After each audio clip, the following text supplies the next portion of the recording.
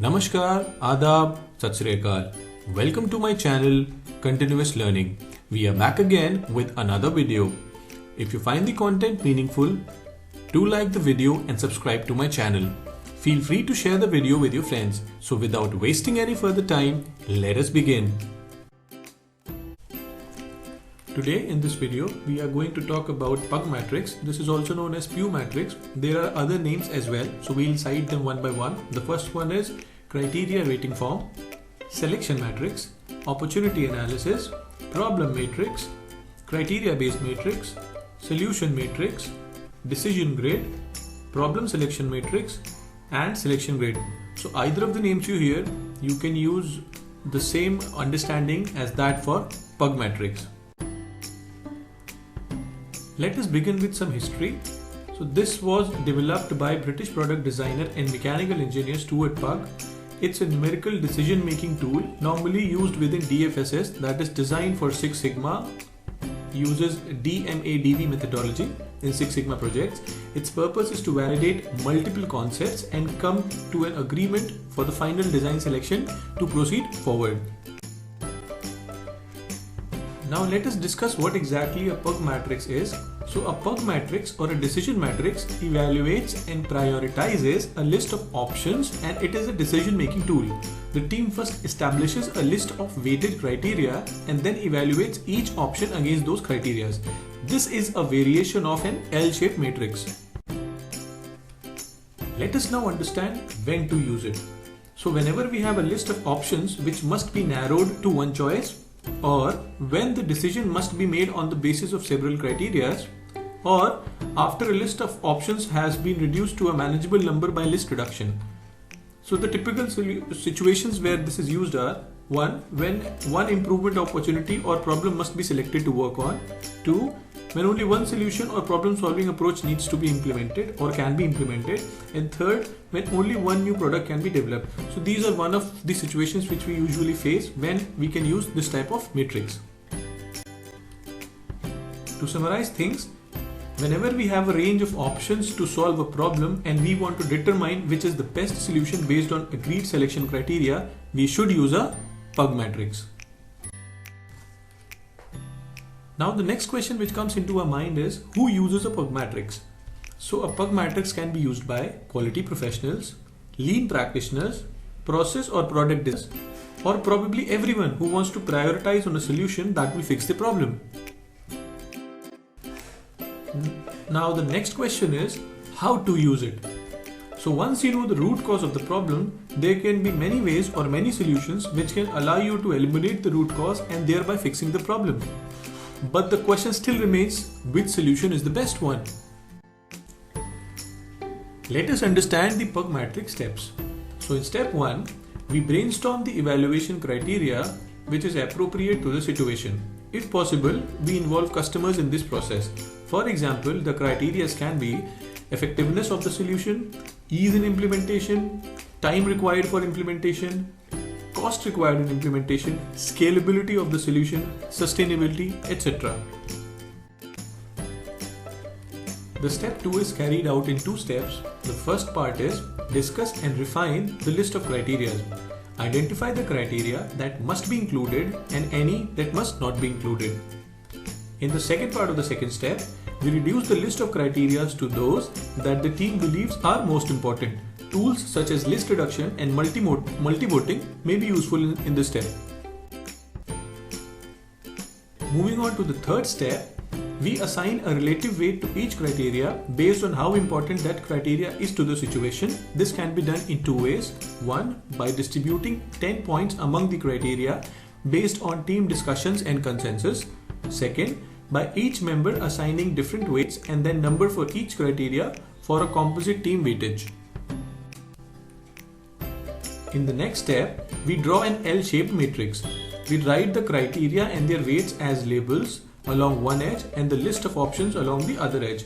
Typically, the group with fewer items occupies the vertical edge. In the next step, which is step 5, we evaluate each choice against the criteria. There are 3 ways to do this. The first way or the first method, we establish a rating scale for each criteria. Some options are 1, 2, 3, where 1 can be slight extent, 2 can be some extent, and 3 can be a greater extent. Or 1 can be termed as low, 2 as medium, 3 as high, 1 as little, 5 as great. Or you can also allot 1 to low, 4 to moderate, or 9 to high. So this can be used as 1, 4, 9 criteria. So this is one way to establish a rating scale for each criteria. It is important that your rating scales are consistent. Word your criteria and set the scales so that the high end of the scale is always rating that would tend to make you select that particular option. For example, greatest impact on customers, greatest importance, least difficulty, or greatest likelihood of success. In the second method, for each criteria, we rank all options according to how well each meets the criteria. Number them with 1 being the option that is least desirable according to the. The earlier two methods used were basically used in a decision matrix. This method, that is method 3, is usually used in a PUG matrix. We establish a baseline which may be one of the alternatives or the current product or service. So what we do for each criteria, we usually rate -1 for the worst. If the solution results in the same level, then we rate it as 0, and if a solution has a better impact, then we rate it as +1. Finer ratings can be, finer rating scales can be used, such as 2, 1, 0, -1, -2 for a 5-point scale. And similarly 3, 2, 1, 0, -1, -2, -3 for a 7-point scale. Again, we have to make sure that positive numbers reflect desirable ratings. Now, in the last step, we multiply each option rating by the weight, add the points for each option. The option with the highest score will not necessarily be the one to choose, but the relative scores can generate a meaningful discussion and can lead team towards one consensus which can be opted. Now, let us take an example to understand this. So we'll plot a PUG matrix to pick up a problem in one particular situation. So what we will do is, we'll take a particular scenario and plot a PUG matrix. So the matrix on the next slide shows a decision matrix used by a customer service team at a restaurant to decide which aspect of the overall production of long wait time is to be tackled first.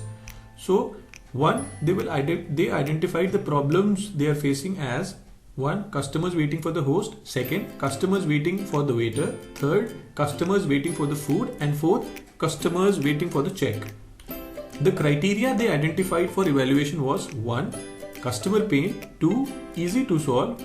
3. Effect on the other system. And 4. Speed to solve. So the criteria versus problem PUG matrix that would be coming in the next slide would be a 4x4 matrix. So let us see that.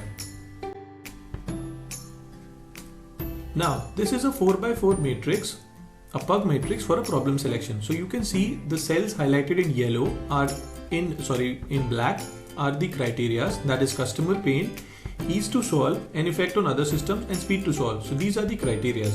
The ones highlighted in orange are the problematic area. So the customer waiting for hosts, waiting for waiter, waiting for food, and waiting for check are the 4 problematic areas. Now the team has to decide which problem they should tackle first. So now we will see how a PUG matrix is plotted in such a situation. Step 1, we will, with the team consensus, put a baseline against each criteria. We'll see out of 5, we'll rate customer pain, easiness to solve, effect on other system, and speed to solve. We'll rate out of 5. So we've rated customer pain as 5, easiness to solve 2 out of 5, effect on other system 1 out of 5, and speedy to solve, how quick we can fix it, as 2. Now what next we will do? We will plot the ratings against each particular problem. And this has been done from 1 to 3 scale. Later on I will show what it does 1 mean, what does 2 mean, and what does 3 means. So once we plot the numbers against each cell corresponding to problem versus criteria impact, the next we will do is, we will calculate the ranking of criteria and the ranking of problem. For calculating ranking of criteria, what we will do is, I will select the pointer option. You can see the laser pointer. So how to calculate how we came up to 40, what we will do is, we'll calculate 3 into 5 plus 2 into 5 plus again 2 into 5 plus 1 into 5. So this total summation becomes 40. Replicating the same in the next row, we'll multiply 2 into 2 plus 2 into 2 plus 1 into 2 plus 2 into 2. This becomes 14. So we do the same for all the 4 criterias. Once this is done, now we can see that against all the problem versus criteria, customer pain is the most important criteria, followed by easiness to solve, speed to solve, and then effect on the other system. Now we'll calculate the same. Now to calculate the criteria for the problem, we did the same thing. So how do we calculate this number? So 3 into 5 plus 2 into 2 plus 3 into 1 plus 3 into 2. The number comes to be 28. We do the same for the second column. So 2 multiplied by 5 plus 2 multiplied by 2 plus 2 multiplied by 1 plus 1 multiplied by 2. This gives 18. So we calculate the same numbers for all the problems. Now we can see as per the rating which problem needs to be attacked first. Coincidentally, these columns are arranged in the order of, let's see that we need to fix this one first, followed by this, then this, then this. This is not a surety that this number, if it comes on the higher side or the highest number, we should attack this one first. But this gives a clear indication for the team to decide which problem needs to be attacked first. So this matrix helps us to analyze, the criteria versus problem or the problem versus solution analysis to figure out which solution should be selected first or which problem needs to be attacked first. Now let us quickly have a look at the criteria which we considered while plotting the pug matrix.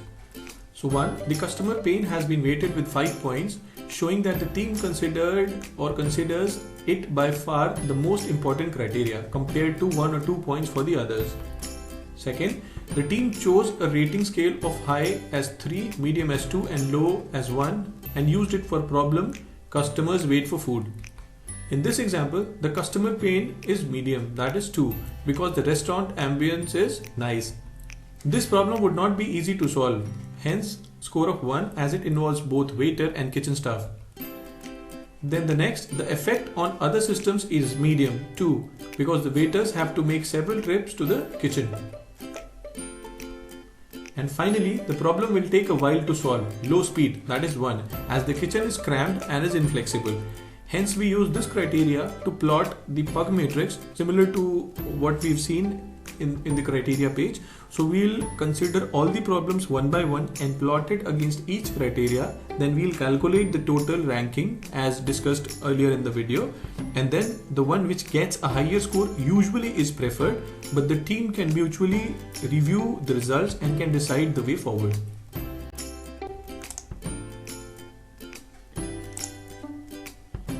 Now we'll use another method to plot the pug matrix. This is the traditional method or the most used method to plot the pug matrix.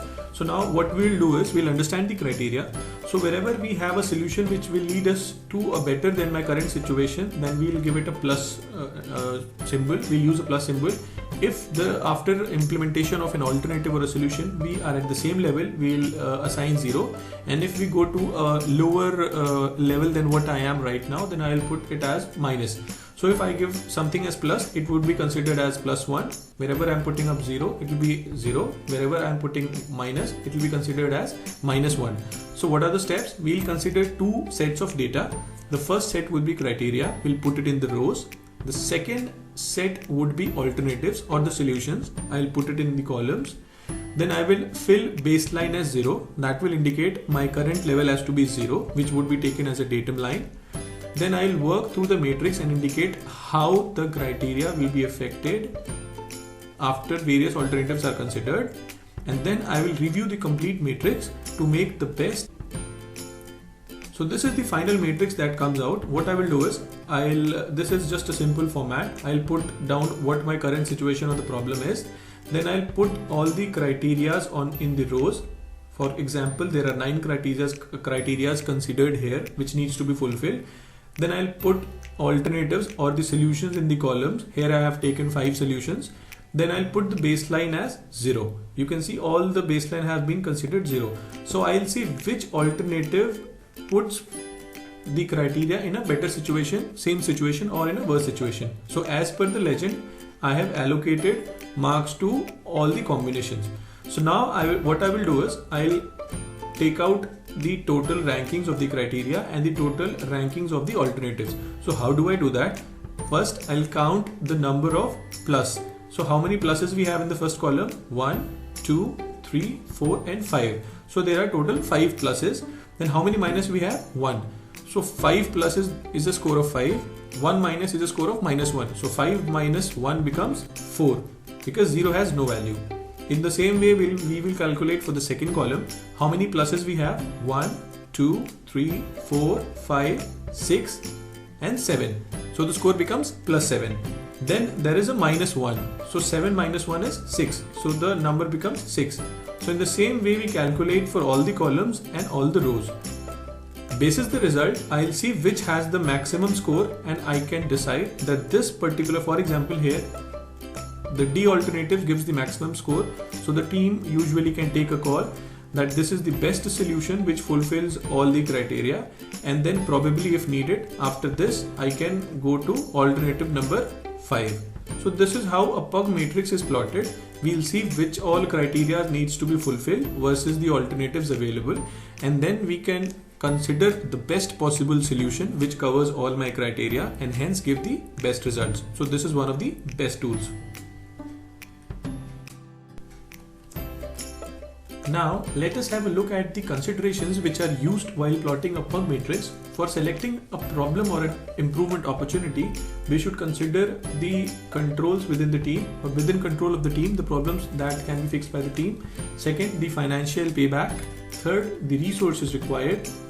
Then the customer pain caused by the problem, urgency of a problem, team interest or buy-in, effect on the other systems, management interest or support, difficulty of solving, and time required to solve. So you may use these considerations while selecting a problem or the criteria or the improvement opportunity.